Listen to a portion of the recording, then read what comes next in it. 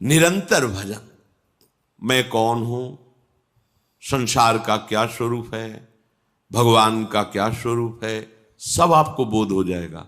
नौ योगेश्वर इस सिद्ध महापुरुष आकाश मार्ग से चलते रहते हैं, अब भी हैं। ये विरक्त महापुरुष प्रायः जो सच्चे मार्ग के पथिक होते हैं उनके दर्शन पथ पे आते हैं, उपदेश देते हैं।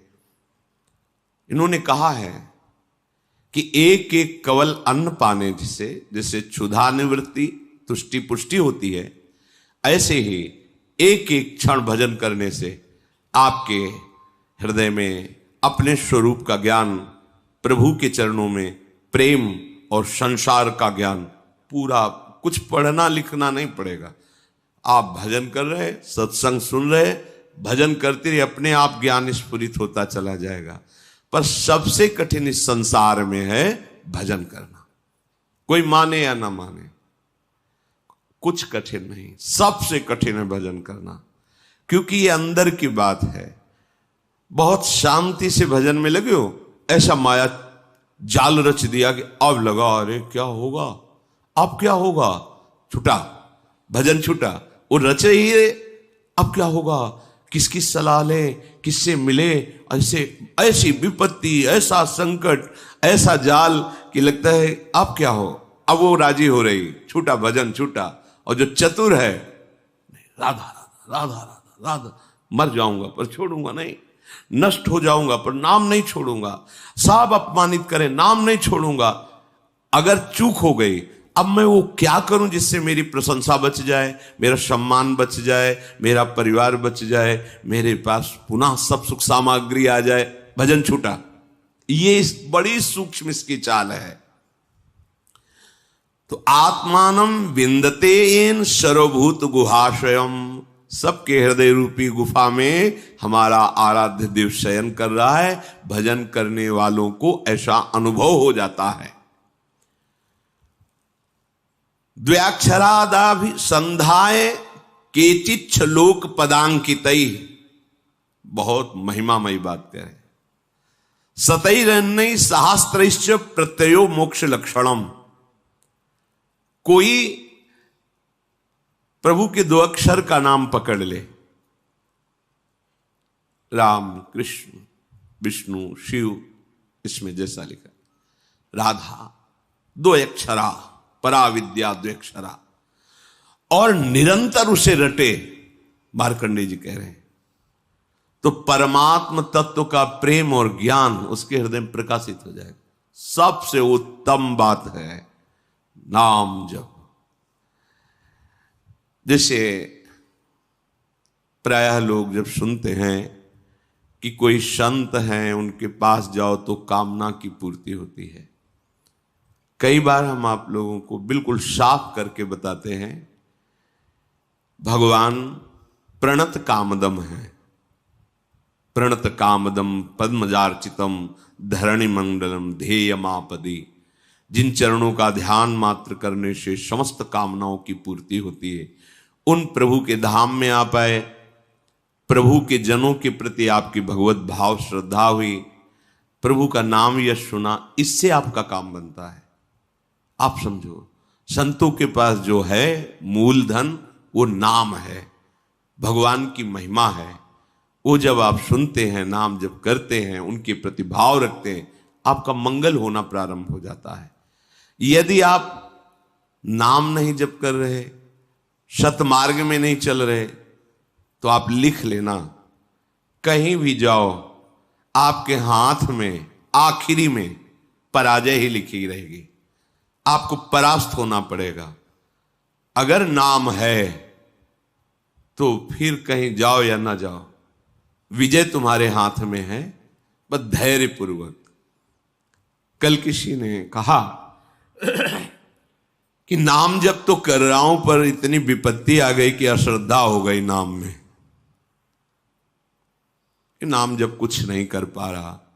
हम उनकी बात करते हैं जिनके रोम रोम से नाम चलता है, उनको भी शारीरिक विपत्तियां आई है।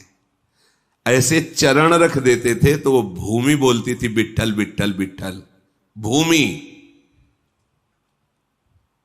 उनके ऊपर खौलता हुआ गर्म पानी फफोला ही फफोला शरीर पड़ गया। हा विठ्ठल जल रहा हूं, ऐसा बोले से तुकाराम जी। तुम कितना जप करते होगे? क्या भगवान निर्दयी है? क्या वो क्षमा नहीं कर सकते थे? उनका विधान है।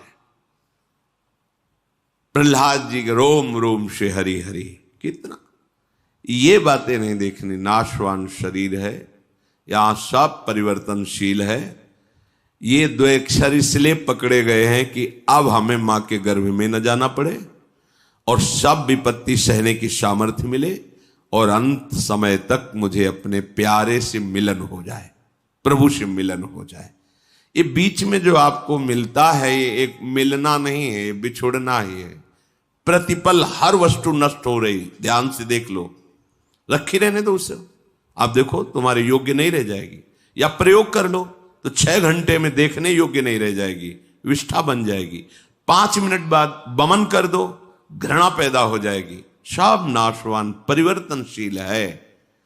इसको ऐसा ना सोचो कि नाम जप कर रहे हैं तो हमारा काम नहीं बना, विपत्ति हो गई तो अश्रद्धा कर। सिद्धांत को समझो, हजारों बार कहा है, जब आप नाम जप शुरू करोगे तो पहले वो मल का नाश करता है, अनर्थ निवृत्ति करता है, जो आगे आपको भयानक जन्म मरण रूपी कष्ट, भयानक विपत्तियां देने वाला, पहले उसको भस्म करेगा। अब ये शरीर तो बन गया है प्रारब्ध से, इसको तो समय समय पर जो दुख सुख का विधान है वो आएगा, नाम जप उसको सहने की सामर्थ्य देगा। अश्रद्धा की जरूरत क्या है? अश्रद्धा किए तो पूर्व संस्कार आपके आगे तक आपको सताते रहेंगे।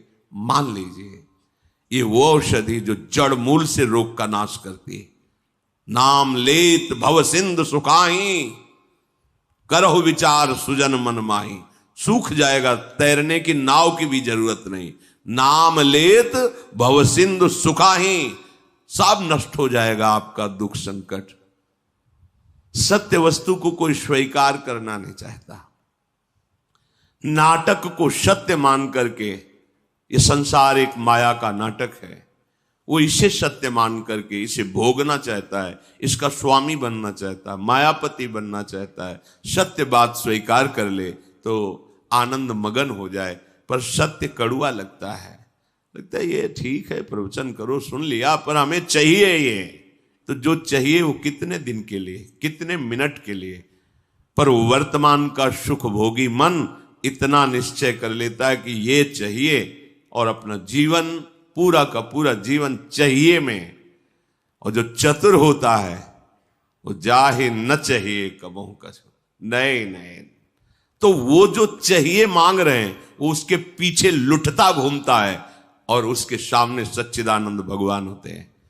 और जिसको चाहिए उसके सामने माया होती, कुछ पकड़ में ही नहीं आता, पूरा जीवन निकल जाता है, कुछ हाथ में नहीं। अब जा रहे हो अपने देश, क्या है तुम्हारे पास? कुछ नहीं। यही चिंतन है, ये चिंतन तो आगे का जन्म निर्णय कर देगा। हाँ, राधा राधा कहा है, अब ये जमा है। यहां कह रहे द्वेक्षरादभिसंधाय, कैसा? टूटने न पावे तार, संधि बनी रहे, राधा राधा राधा राधा राधा। तो क्या बोले? ये 2 अक्षर ही तुम्हें परमात्म तत्व का ज्ञान और प्रेम प्रदान कर देंगे, बहुत पढ़ने की जरूरत नहीं है। सैकड़ों शास्त्र हैं, सैकड़ों शास्त्रों के वाक्य हैं, क्या क्या पकड़ोगे? जीवन बहुत थोड़ा है, क्या करें? बस नाम पकड़ लो। एक बार ऐसा मान करके, लाभ मिले ना मिले, हानि हो, नरक मिले, दुख मिले, सुख मिले, एक बार संतों की बात मान लेते हैं भाई। बहुत माना है सबकी बात, एक बार मान लेते हैं। अब जब तक श्वास रहेगी नाम जपेंगे, निहाल हो जाओगे, देख लेना।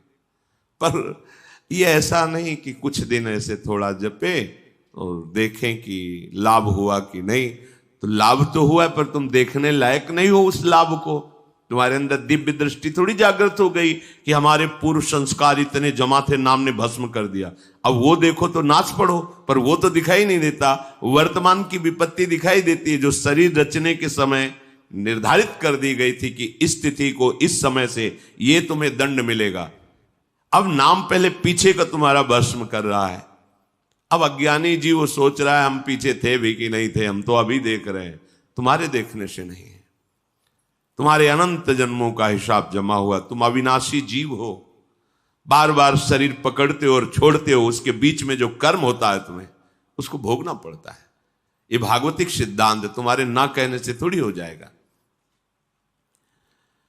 तो जो बोध है, मोक्ष है, प्रेम है, ये आपको सहज में प्राप्त हो जाएगा यदि दो अक्षर द्व्यक्षराद अभिसंधाय अपनी जीभ से जोड़ते रहो। राधा राधा राधा राधा। नायम लोकोस्ति न परो न सुखम संशयात्मनः। बहुत ध्यान देकर सुनिए। नायम लोकोस्ति न परो न सुखम संशयात्मनः। ऊचुर ज्ञान विदो वृद्ध्या प्रत्ययो मोक्ष लक्षणम। जिसके मन में इस बात पर विश्वास न हो, संशय भरा रहे, तो वो सुन ले, ना उसे इस लोक में ना परलोक में उसे सुख की प्राप्ति नहीं हो सकती।